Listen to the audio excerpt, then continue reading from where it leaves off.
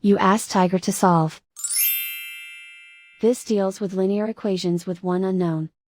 The final result is x equals 7/6. Let's solve it step by step. Simplify the expression. Group like terms. Simplify the arithmetic. Expand the parentheses. Multiply the coefficients. Simplify the arithmetic. Group like terms.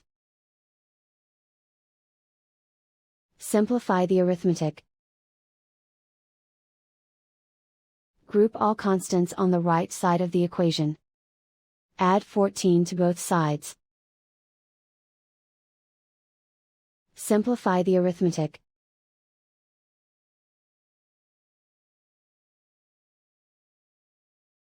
Isolate the x. Divide both sides by 12. Simplify the fraction. Find the greatest common factor of the numerator and denominator.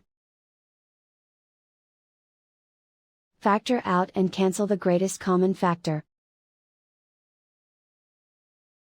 And so the final result is x equals 7/6.